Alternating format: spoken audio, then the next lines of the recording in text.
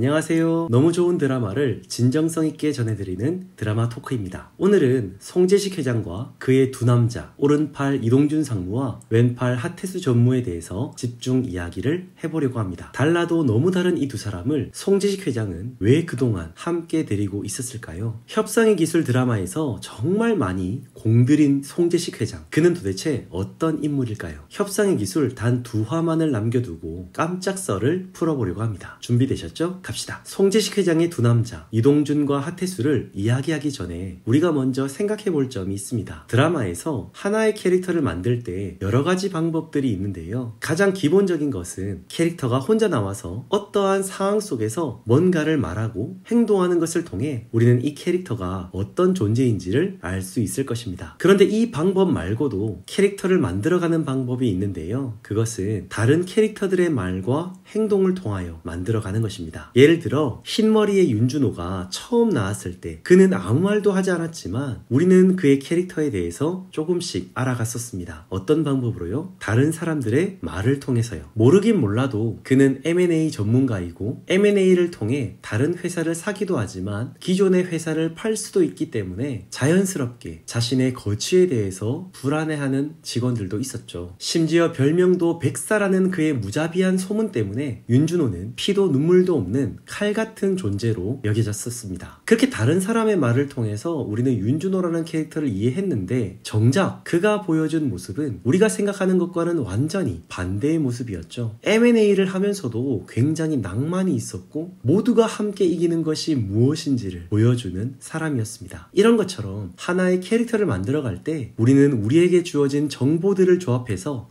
이 사람은 이런 캐릭터인갑다 하는 것입니다. 그런 관점에서 볼 때 이 협상의 기술 드라마에서는 송재식이라는 캐릭터에 정말 많은 공을 들인 것처럼 보입니다. 송재식이라는 캐릭터는 그가 했던 말들을 통해서 그가 어떤 존재인가를 알아가지만 그보다 더 크게 그의 존재를 부각시킨 건 그를 대하는 다른 사람들의 반응이었습니다. 성동일이라는 우리에게 친숙한 배우가 나와서 저에겐 더욱 익숙한 경상도 사투리를 쓰는 게 좀 웃기고 재밌다는 생각도 했는데요. 막상 드라마 속에서 그의 존재는 모든 사람들을 얼어붙게 만드는 대기업 회장 그 자체였습니다. 그 누구도 뭐라 할 수 없는 존재, 그 누구도 그의 앞에서 함부로 말을 조차 할 수 없는 카리스마가 넘치는 존재라는 걸 주변 인물들을 통해서 알게 해주었습니다. 하지만 이게 끝이 아니었죠. 제가 특히 눈여겨봤던 것은 회장실이었는데요. 생각보다 이 드라마에서 자주 나오는 이 회장실은 매우 독특한 공간으로 보여졌습니다. 다른 곳과 비교해서 생각해본다면 송재식 회장의 오른팔과 왼팔이라고 할 수 있는 이동준 상무나 하태수 전무 같은 경우 우리가 일반적으로 생각하는 그냥 그런 사무실입니다. 심지어 이 두 사람의 사무실은 같은 공간 안에 두 곳으로 분할하여 양쪽으로 쓰고 있죠. 딱 봐도 이 두 사람이 같은 레벨에서 놀고 있다는 걸 보여줍니다. 심지어 두 사람을 만나러 가는 것도 크게 어렵다고 보여지지도 않습니다. 그런데 송재식 회장을 만나러 갈 때는 어떻죠? 일단 엘리베이터를 타고 가야 합니다. 올라가면 약간 꺾인 통로를 지나 계단을 올라서 또 넓은 직진 코스를 지난 뒤에야 비서들이 있는 회장실 정문 앞에 도착합니다. 하지만 그 앞에서도 바로 회장을 만나는 것이 아니라 비서가 회장님께 누가 왔다고 말해주고 송 회장이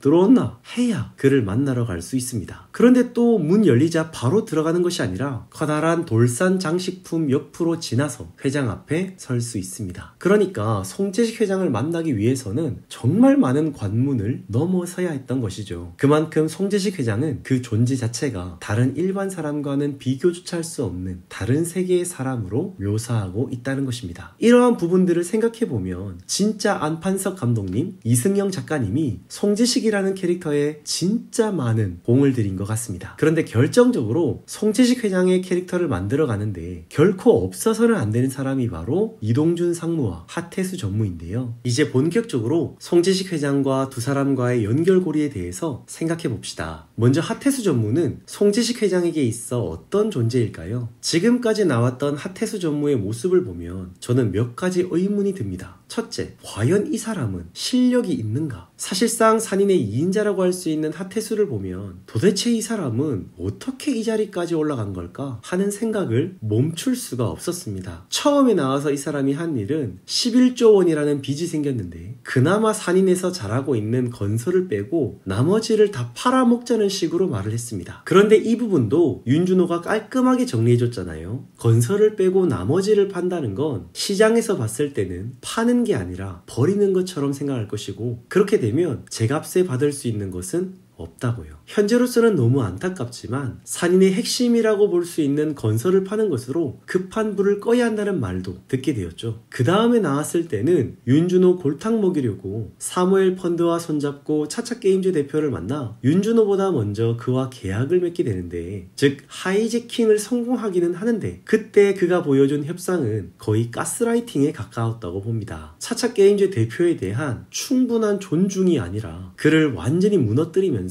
자신이 원하는 바를 이루려고 했으니까요. 또 그렇다고 해서 결과적으로는 그 어떤 회사의 이익도 남긴 것이 없습니다. 그냥 그 순간에도 윤준호를 도와준 꼴이 되어버렸죠. 또 송재식 회장이 몰래 땡긴 500억으로 리조트를 샀을 때 그 500억을 빨리 갚아야 하는 상황에서 그렇게 큰 소리 치더니 정작 사무엘 펀드에 가서 온갖 농락은 다 당하고 송 회장 앞에서는 꾸중만 들었던 사람이 하태수였습니다. 즉 하태수는 실력이 없는 것 같습니다. 뭐 하나 제대로 보여준 것이 없어요. 그러면서 동시에 드는 두 번째 의문은, 이 사람은 도대체 어떻게 대기업 전무까지 올라갔을까? 이 사람은 원래 실력이 많은 사람이었는데 전무를 달고 실력이 사라진 걸까? 아니면 원래 실력이 없는데 그래도 송재식 회장이 하태수의 뭔가를 잘 봤기 때문에 쓰고 있는 것일까? 뭐 별 생각이 다 들더라고요. 그러면서 또 드는 세 번째 의문, 과연 하태수는 산인그룹에 도움이 되는 사람이 맞을까? 정말 너무 부정적이지만 저는 이런 의문들이 매 화마다 이 사람이 나올 때마다 들었습니다. 그럼에도 하태수가 전무까지 될 수 있었던 이유를 굳이 한번 생각해 본다면요, 하태수는 전형적인 송재식 회장이 원하는 송재식 회장의 사람이기 때문이라는 생각이 들었습니다. 제가 봤을 때 하태수는 분명 실력이 없는 사람이 맞습니다. 과거 M&A를 잘해서 건설업에 큰 기여를 했다는 말이 있기는 하지만 결코 하태수 혼자만의 실력이라고는 전혀 생각되지 않습니다. 그저 그가 잘하는 것은 사람들 모아가지고 적당히 정치질을 잘하는 것, 그것 말고는 정말 잘 모르겠습니다. 그런데 실력도 없고 자기 정치만으로 높이 올라갈 수 없음에도 그가 지금 산인그룹의 전무이사까지 하고 있는 이유는 철저하게 송재식 회장이 원하는 대로 움직여줬기 때문이라고 저는 보는 것입니다. 그 대표적인 사례가 바로 이번 그린뷰 골프장 사건인데요. 송재식 회장은 실력 있는 윤준호가 진짜 자기 사람이 될 수 있는지를 시험해보고자 했습니다. 이동준 상무의 말처럼 송재식 회장을 위해서라면 무고한 사람들의 목을 다 쳐낼 수 있느냐, 정리해고를 과감하게 할 수 있느냐, 이런 것들을 보는 것이었죠. 그런데 결과적으로는 윤준호는 그렇게 하지 않았습니다. 윤준호가 선택한 것은 송재식 회장이 아니라 원칙을 선택했고 옳다고 여기는 일에 선택을 하였습니다. 하지만 하태수는 그렇지 않았죠. 하태수는 송재식 회장이 건설을 하고 싶다고 하자 그는 적극적으로 이훈민 전 산인건설 대표를 세워주었습니다. 그것이 뭐 상도에 어긋나든지 말든지 법에 위배가 되든지 말든지 그건 모르겠고, 일단 송재식 회장이 원하는 것이니까요, 그걸 해주기 위해 노력을 했던 사람이 바로 하태수였습니다. 즉 하태수가 여기까지 올라올 수 있었던 결정적인 이유는 바로 철저하게 송재식 회장이 원하는 바를 채워주려는 사람이었기 때문에, 송재식 회장이 내 사람이다 라고 여길 때까지 머리를 숙여왔기 때문에, 그는 실력보다 송재식 회장을 향한 로열티가 컸기 때문에 여기까지 왔다고 보는 것입니다. 이와 같은 이유로 제가 결론을 내린 것은요, 송재식 회장은 하태수를 결코 쳐내지 않을 것이라는 건데요. 분명 송재식 회장에게 있어 하태수는 아픈 손가락과 같은 존재로 보여질 것 같습니다. 분명 그는 실력이 없고 회사 내에 이상한 정치질이나 하고 있고 실제로 회사가 큰 위기에 빠졌는데 그가 뭔가 나서서 위기를 해결한 부분은 없기 때문이죠. 그럼에도 그를 버릴 수 없는 이유는 하태수가 송재식의 철저한 칼이었기 때문입니다. 송재식이 더러운 짓을 하려고 할 때 하태수는 기꺼이 송재식의 더러운 칼이 되어 주었습니다. 기업에도 마이너스고 다른 사람들에게도 최악인 하태수지만 적어도 송재식에게만큼은 충성을 다한 인물이기 때문에 버리고 싶지만 버릴 수 없는 정말 기묘한 관계로 얽혀져 있는 존재가 바로 하태수와 송재식과의 관계라는 것이죠. 만약 송재식이 하태수를 버리게 된다면 하태수 입장에서는 송재식 회장의 더러운 부분들까지 모두 폭로하고 함께 자포갈 수 있는 가능성이 있는 존재이기 때문에 일을 너무 잘하는 송재식은 결코 하태수를 버릴 수가 없는 것이죠. 그래서 결국 이 두 관계가 계속 끝까지 이어진다면 하태수 때문에 송재식까지도 같이 망하게 되는, 또는 송재식 때문에 하태수까지 같이 망하게 되는 그런 운명 공동체가 된다는 것입니다. 물론